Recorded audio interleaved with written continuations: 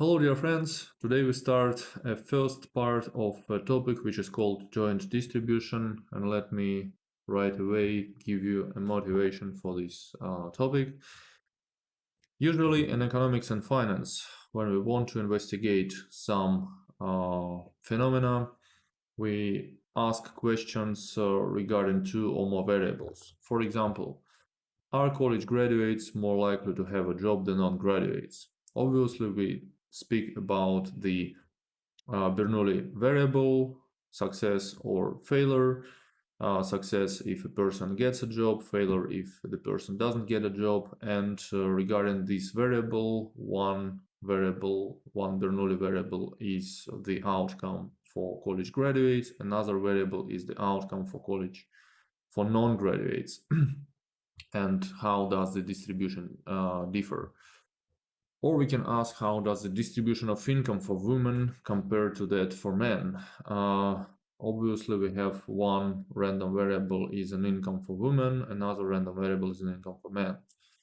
Or in finance, we are concerned in the questions, how do the stock returns move either in the same direction or in the opposite direction on a particular day? So two variables are returns of one and the other stock. So these questions concern the distribution of two random variables because we want to see them happening together as a result of the random experiment. And in order to answer such questions, we need to understand the concept of joint probability distribution. And this is the fundamental concept for the upcoming courses of statistics and econometrics, because we are going to use and we are going to investigate similar questions based on the real life examples. But first of all, we need to understand the theoretical background of it. So first of all, let's start with the definition of a random vector. Let's remember what was the definition of a random variable. If we have a random experiment with a sample space omega, and then we have a function, remember that the random variable is a function x, which assigns to each element small omega of the sample space one and only one number, which is denoted by small x. So large X is a function of the sample space, and it yields us a number. And we call this function a random variable. And the space or range of X is a set of all real numbers such that this function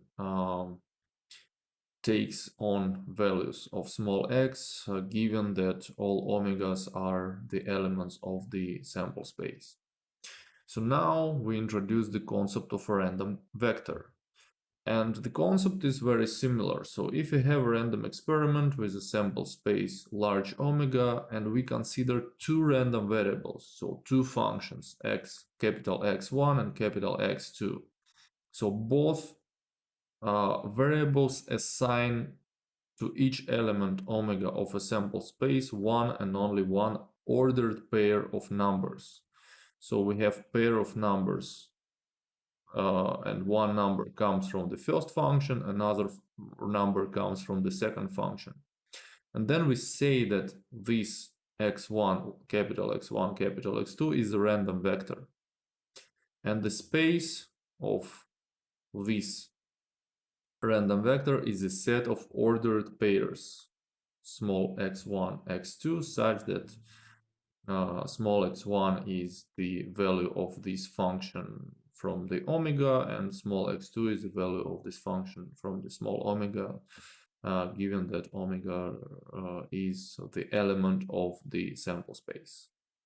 So very similar concept as the random variable, but now we have two random variables, two functions, and they yield us an ordered pair of numbers, small x1 and small x2. And now, knowing the definition of a random vector, we can introduce a concept of a joint probability distribution. We start, as in the discussion of random variables, we start with the discrete case. And if we have two random variables, x1 and x2, then their joint or bivariate probability mass function is given by the following expression. So we, as usual, we denote this as a shorthand small p of x1, x2. And this means that we are interested in the probability that simultaneously one random variable takes a value of small x1 and another variable takes a value of small x2. So this is an intersection of two events. Intersection that one random variable takes this value and another random variable takes this value. For finite values of x1 and x2, of course. If these two x1 and x2 are discrete random variables with joint probability mass function p of x1, x2, then the following properties must hold. And these properties must remind you the properties of a univariate case of a probability mass function. So first of all, the probability must be non-negative. Second, the sum over both variables, over all values of x1 and x2 must yield 1. So the sum of probability must equal to 1. And so, of course, those are non-zero probabilities. And let's see an example how this works.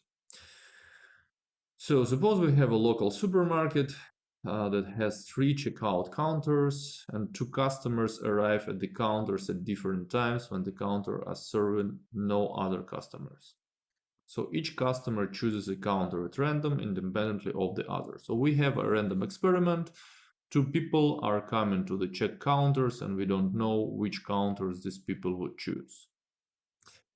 So let x1 denote the number of customers who choose counter 1 and x2 the number who select counter 2. So we need to find the joint probability function of these 2 random variables. And first of all, we need to start with the definition of a sample space. And sample space is the following. So both can come to the first counter. So 1, 1 means first counter, and in this case x1 is 2 and x2 is 0. So this is a small omega, and function x1 defines a number to this element. So, and this is number 2. So one person can come to the first counter, another person can come to the second counter. In this case, we will have x1 equals 1 and x2 equals 1. Then 1, 3, which is x1 equals 1 and x2 equals 0. 2, 1, so 1 and 1. 2 and 2, which means that x1 is 0 and x2 is 2. 2, 3, x1 is 0, x2 is 1. 3, 1, x1 is 1 and x2 is 0. 3, 2, x1 is 0 and x2 is 1. And 3, 3, both variables equal to 0. And so now we need to calculate how many values are in the sample space. 1, 2, 3, 4, 5, 6, 7, 8, 9. We know that possible values of x2 and x1 are from 0 to 2. And then we can define the probability mass function. Joint probability mass function is a form in the form of a table. So here is a table.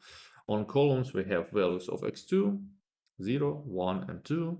On lines we have values of x1, 0, 1 and 2 as well. So how many events satisfy these 2 values, 0 and 0? So basically 1, these 3 and 3.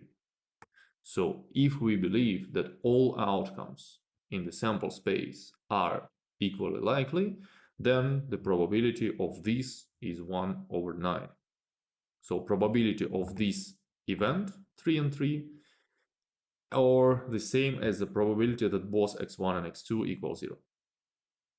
So now, what is the probability that x1 is 0 and x2 is 1?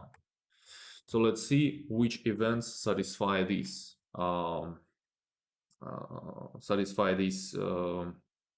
values. So there must be no clients in the first checkout counter, so these do not work. There must be one client in the second checkout counter. So this one, 2 and 3, or this one, 3 and 2. So two events satisfy these values of x1 and x2. And we continue doing this. So x1, 0, x2, 2, it's only 1. It's here. This event satisfies this. So therefore, the probability is 1 over 9. And when we calculate all these options, we will get the following table.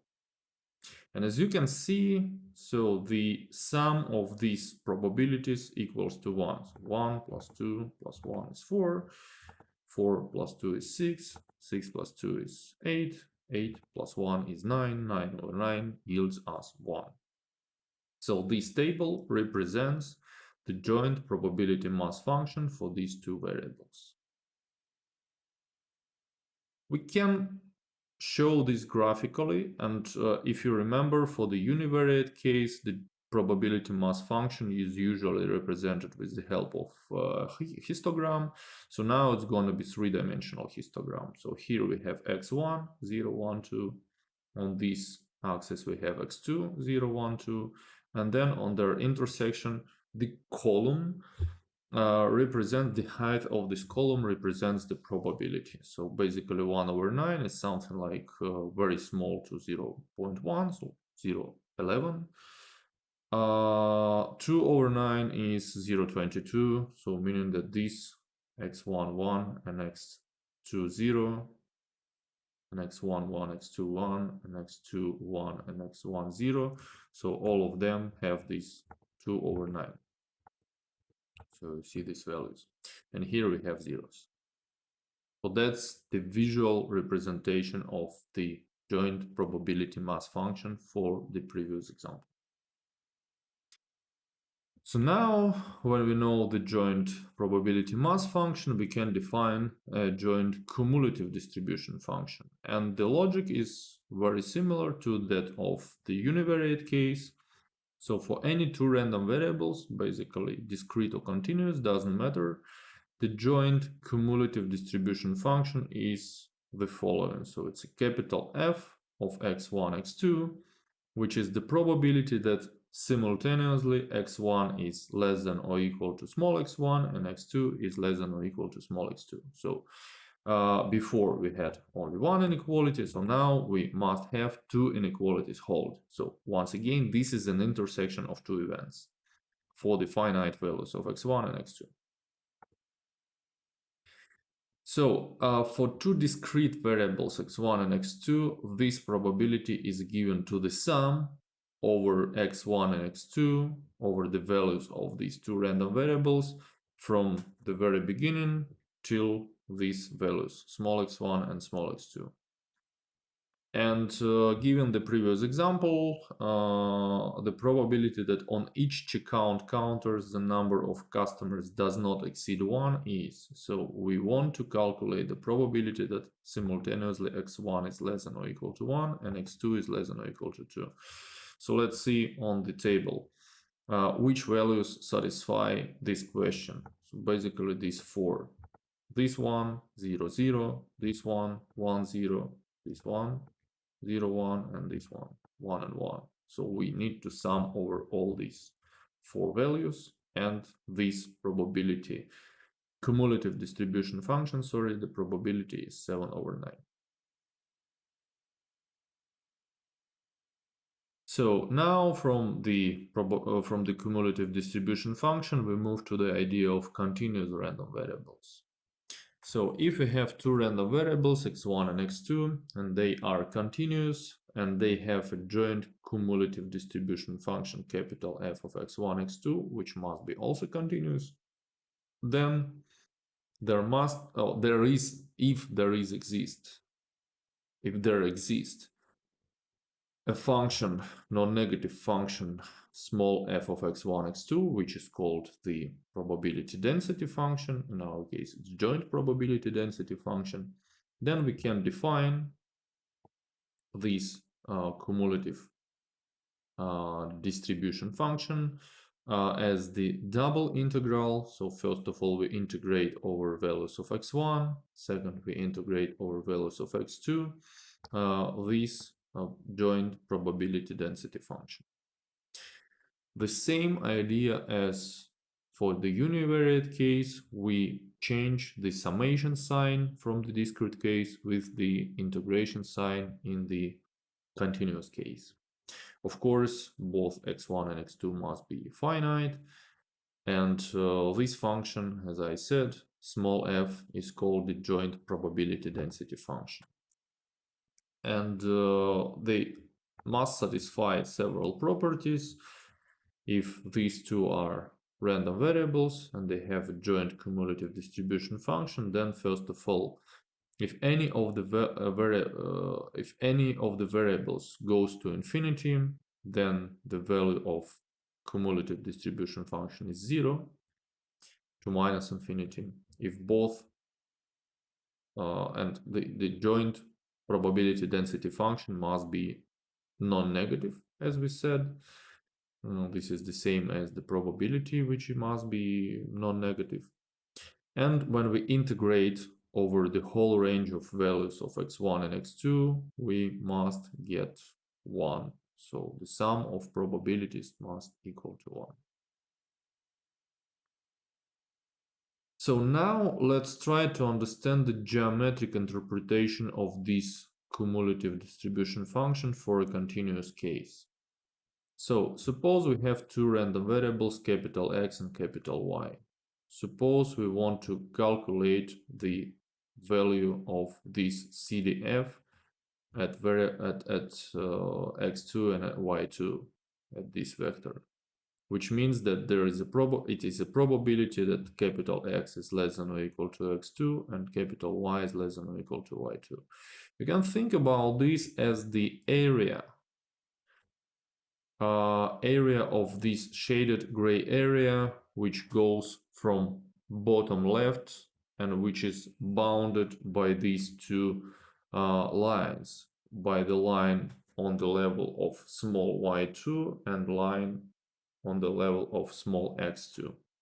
So this shaded area, you can think about this area as the value of this cumulative distribution function. So now suppose that we want to evaluate this function at the point small x1, y2. This is going to be this shaded area. So the same when we want to evaluate it at the points x2, y1, this area. And then finally, if we evaluate this at the points x1, y1, this is going to be this area. So now we can apply this understanding to the calculation of the following probability.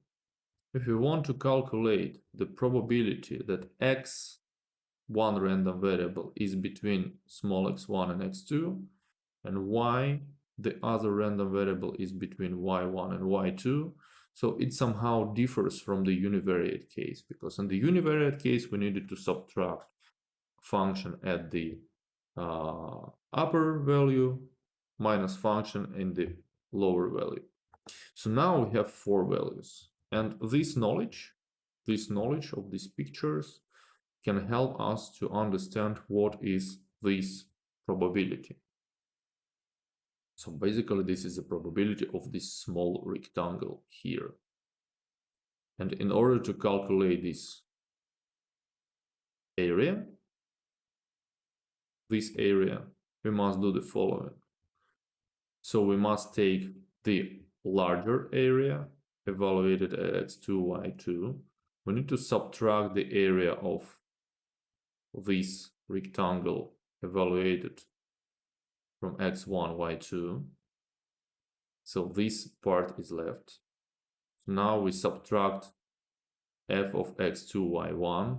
So this area, and we need to add back the area of this smaller rectangle, so plus f of x1, y1. So that's an explanation how we can use the joint CDF to calculate the joint probability that x is in some boundaries and y is in some boundaries. So please remember this way of calculation and this logic. So now let's see the example how the joint distribution of continuous variables work. So suppose there is a gasoline which is stocked in a bulk tank once at the beginning of each week and then sold to individual customers.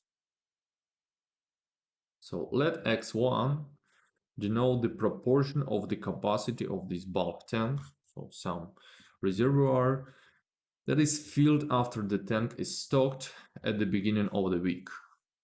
So at the beginning of the week, the tank is filled and the proportion of this tank, so from 0 to 1, is not known. So that's a random variable.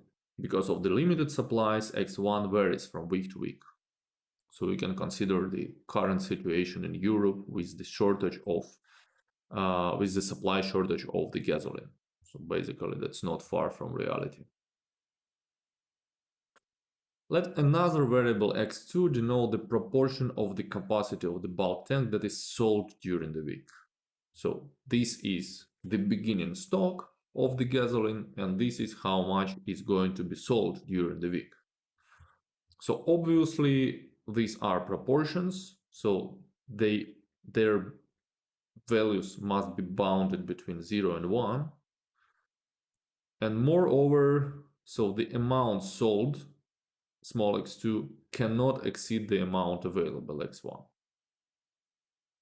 So once again, we have some capacity in the beginning of the week. It might be from 0 to 1, meaning that we are measuring the proportion of the gasoline. And then there are some sales. So we cannot sell more than we have, but these sales are also the random variable. So suppose that we have a joint density function, and this joint density function is given with the following thing. So this is the important inequality. x2 cannot exceed x1, and x1 is bounded between x2 and 1. On the other hand, x2 is bounded between 0 and x1. And for these boundaries, the joint probability density function is 3x1. So we want to find the probability that less than 1/2 of the tank will be stocked and more than 1/4 of the tank will be sold. So there is a reservoir. We want to know the probability that less than half of this reservoir is going to be filled in the beginning of the week. And on the other hand, we will sell more than the quarter of the full tank. So obviously, we want to find the following probability. The probability that x1 is bounded with between 0 and 0.5, and x2 is greater than 0.25.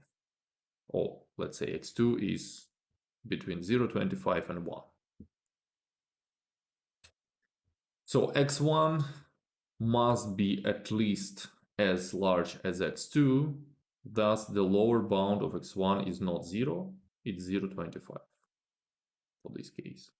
So we are not satisfied with the fact that x1 is 0. Why? Because in this case, the probability to sell more than the quarter is 0, simply, right? So that's why we want to start with 0.25.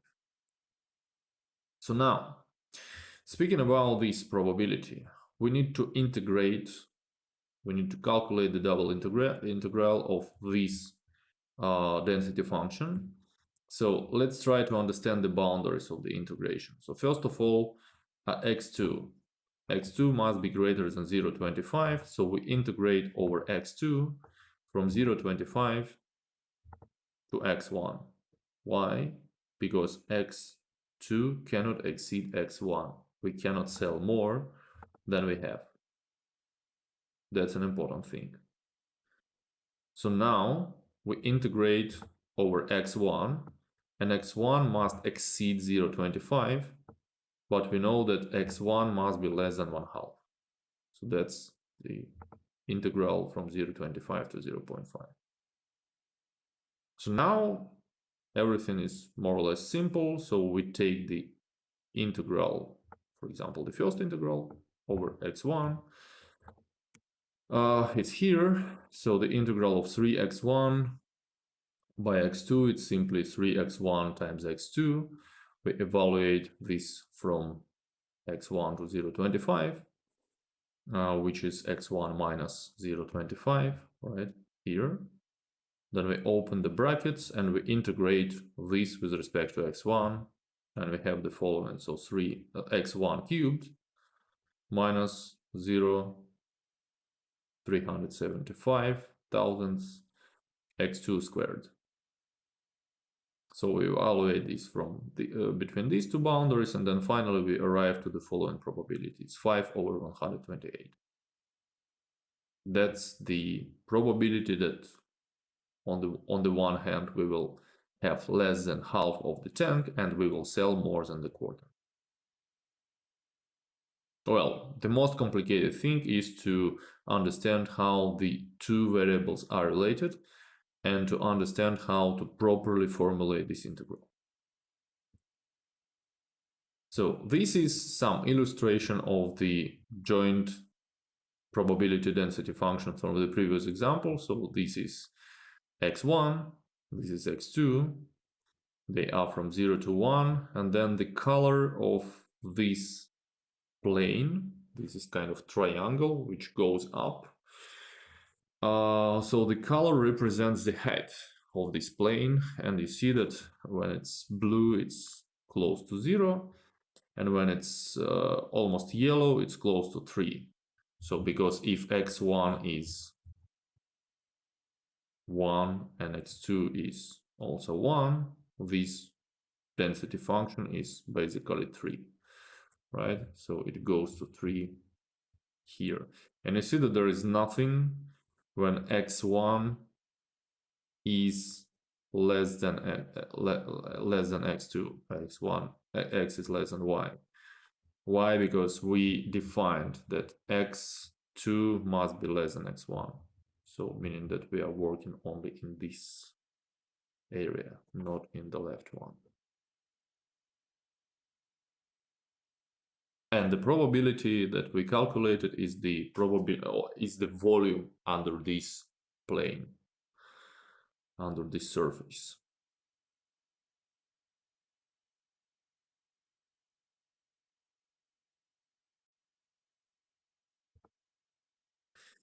So now when we understand what is the joint probability function, probability mass function, probability density function, depending on the nature of the variable, let's move to the new object which is called marginal probability function.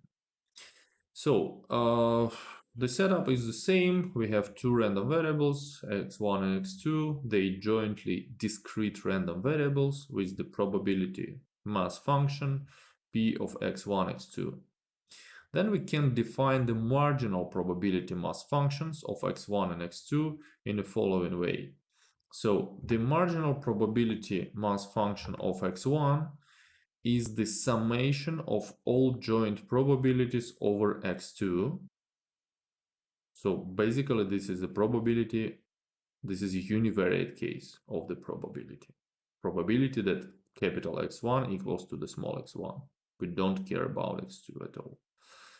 And the same for the second variable. So the marginal probability mass function for x2 is simply the summation of all joint probabilities over x1.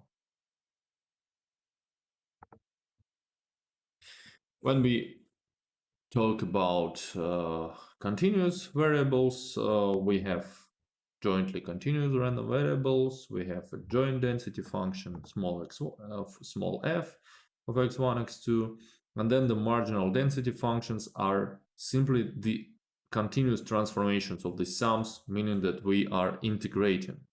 When I want to calculate the marginal density function of x1, I integrate my joint probability density function over all x2, over all values of x2. And the same, if I calculate the marginal density function for x2, I integrate my joint density over the values of x1. Exactly the same as the discrete case, with the only difference that instead of the sum, I have an integral sign here. So let's see the example of marginal probability mass functions. Back to the example about the supermarket counters. So we have this table. And now look, if I want to calculate what is the probability that x1 is 0, this event consists of three independent events. x1 is 0, x2 is 0 with probability 1 over 9. x1 is 0, x2 is 1 with probability 2 over 9. And x1 is 0, x2 is 2 with probability 1 over 9. And we know that if there are three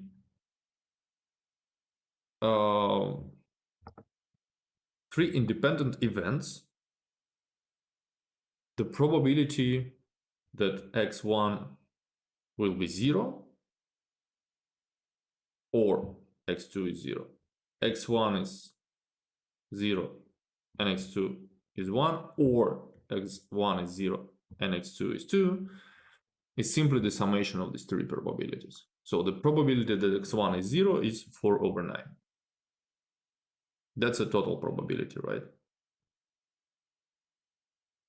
So the same for x1 is 1. I simply sum over all probabilities over values of x2 for the given value of x1. It's 4 over 9. And the same for x1 equals to 1 over 9. Now, if I want to build the marginal probability mass function for x2, I need to sum over the columns, right? So probability that x2 is 0 is 4 over 9. I sum these three values. Probability that x2 is 1 is also 4 over 9. Probability that x2 is 2 is 1 over 9. And that's here. That's the simple logic of the calculation of marginal probability mass functions. So when we talk about continuous case, we do something similar. So let's consider the following joint probability density function. So now, just to simplify things, we have x1 and x2 that are not related to each other. So x1 can separately be between 0 and 1, and x2 is also between 0 and 1, and the density function is 2x1. So now if we want to calculate the marginal density function for x1 and x2, we do the following. So if I want to calculate the marginal density function for x1, I integrate over all values of x2 from 0 to 1 my joint density function 2x1, so with respect to x2. So the integral of 2x1 is 2x1 x2, evaluated from 0 to 1. And basically, when I plug with 1 minus 0 here, I have 2x1. So therefore, the marginal density function for x1 is 2x1 for the values of x1 between 0 and 1 and 0 elsewhere. So when I want to calculate the density function for x2, I need to integrate my joint density with respect to values of x1. And this 2x1 integral is going to be x1 squared, evaluated from 1 to 0, which is only 1. So the marginal density function of x1 is simply 1 when x2 is between 0 and 1 and 0 elsewhere. So this is the uniform distribution, right, with the density 1.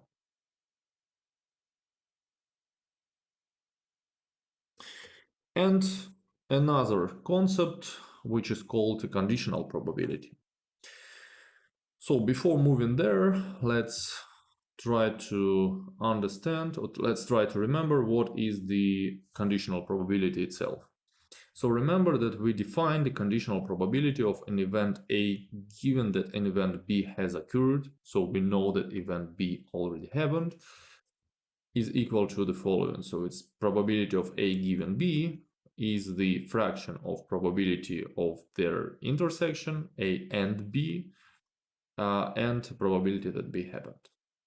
So we can apply the same concept to the joint probabilities. How? So let's define the conditional probability mass function. So x1 and x2 are jointly discrete random variables. They have joint probability function px1, x2, marginal probability functions p1, x1 and p2, x2.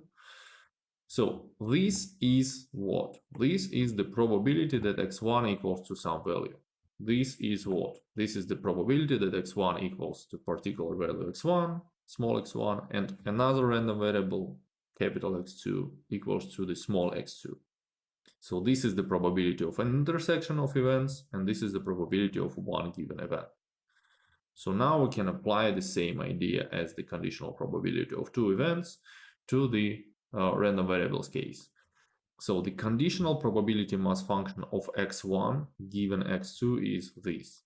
So probability that capital X1 equals to the small x1 given that another variable equals to x2 here.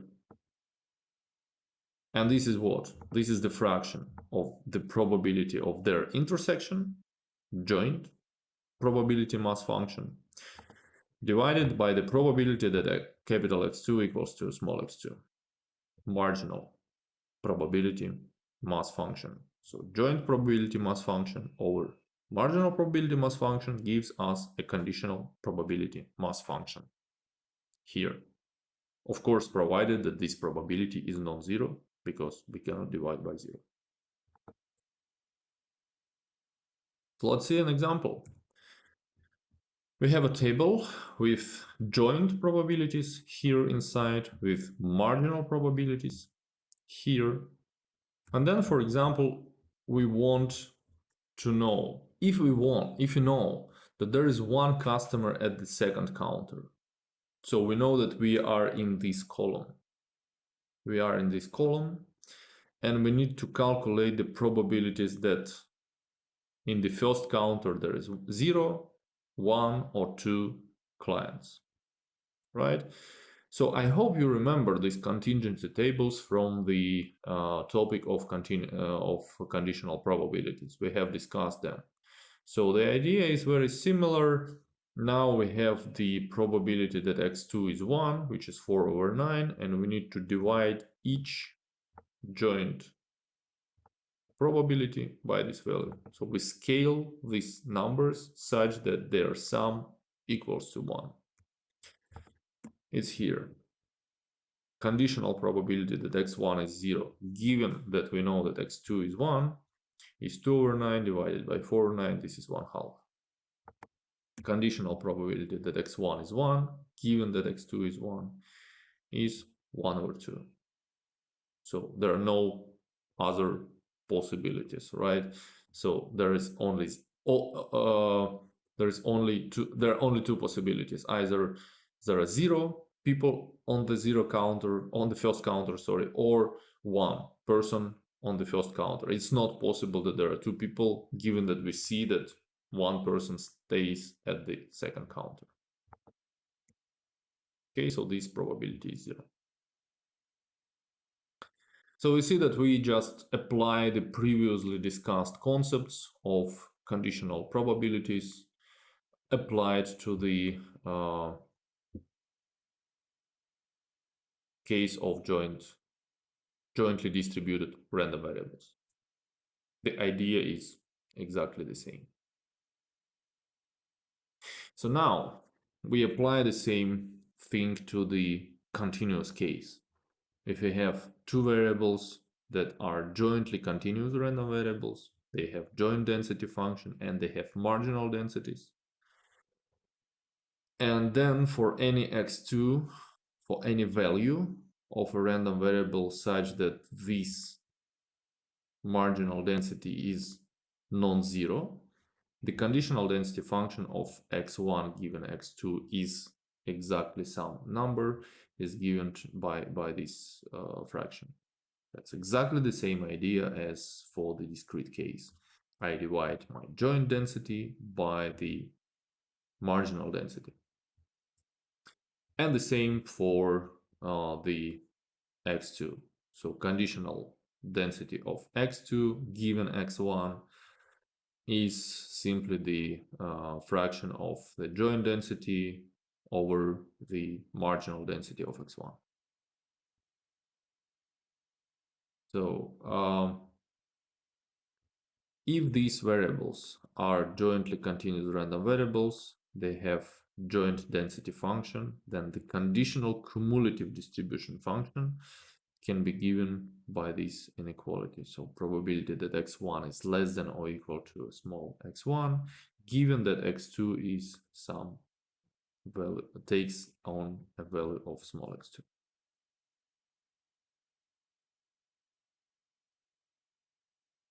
So let's see an example. A soft drink machine has a random amount x2 in supply at the beginning of a given day and dispenses a random amount x1 during the day with measurements in gallons. So it's something similar to that gasoline tank.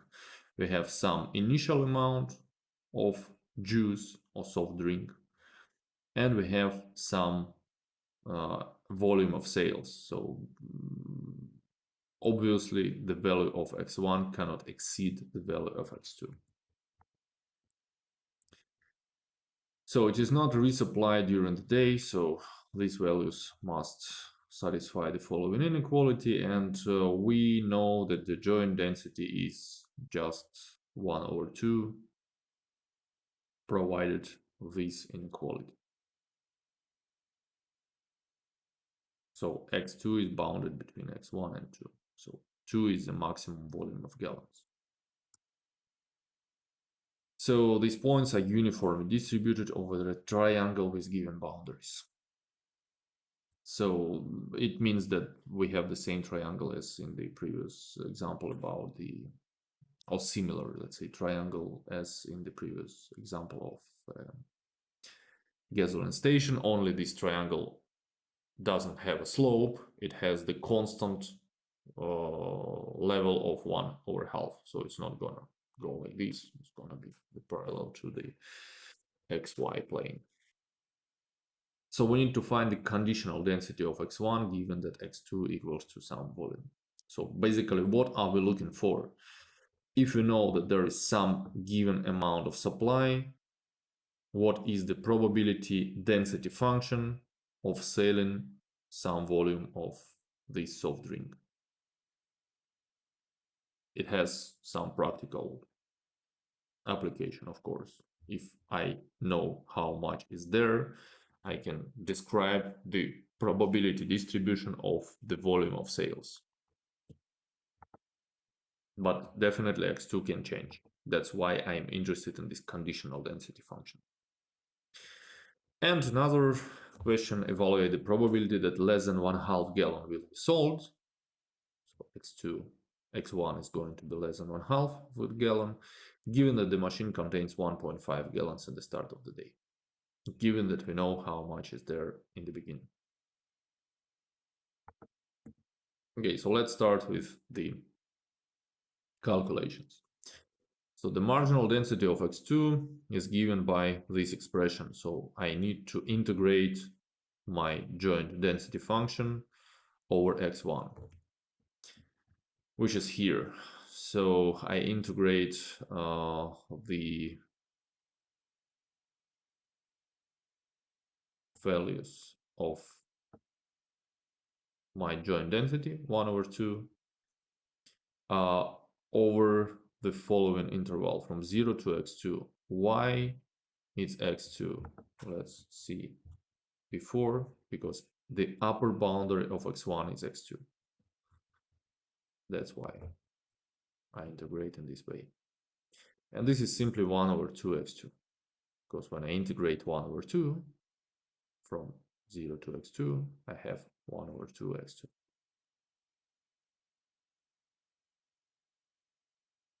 So now the conditional density function of x1 given x2 is this fraction. So I need to divide my joint density by the marginal density, and this is 1 over 2 divided by 1 over 2 x2, which is just 1 over x2, for the values of x1 between 0 and x2. It comes from the previous slide from here. So x1 is bounded between these two values. So now we want to calculate the probability that x1 is less than 1/2 given that x2 is 1.5. So I know that this x2 now has the particular value of 1.5. So I plug it here. So I evaluate the integral from minus infinity to 1/2, or basically not from minus infinity, but from 0. And on the place of x2, I plug this 1.5. And the integral is 1 over 3. So this is the probability that I will sell less than half of a gallon, given that in the beginning of a day, there is 1.5 gallons of a soft drink. So if the machine contains 2 gallons at the start of the day, then I can re-evaluate this probability given that x2 is 2. So this integral now is the integral of 1 over 2. It's not 1 over 1.5, and the probability is 1/4. So if I have more supply of a soft juice, then the probability to sell less than 1/2 of a gallon becomes smaller. So overall, you must understand the concepts of joint probability for discrete and continuous case from this lecture. You need to understand the concept of a marginal probability, which is the summation over either columns or rows, and those marginal densities basically are similar to the density or mass functions of the univariate case. And then the very important thing is to understand the conditional density, given that you know what is the conditional probability from lecture number 4, when we discussed the bias rule. I hope you must understand also the concept of conditional probability function, so conditional probability mass function or density function, depending on the nature of a variable. So your task after watching this lecture is the following. So on Saturday, November 6th, you will have the assignments or exercises on joint distributions. You will try yourself to calculate the marginal densities, conditional densities, marginal mass functions, and conditional mass functions. So you need to submit your solutions till the end of Sunday, and then from Monday, there is going to be home assignment number 9 available on the course page. We will continue our discussion on joint densities, on joint distributions on the next lecture. Thanks for your attention. Good luck and have a nice day. Bye.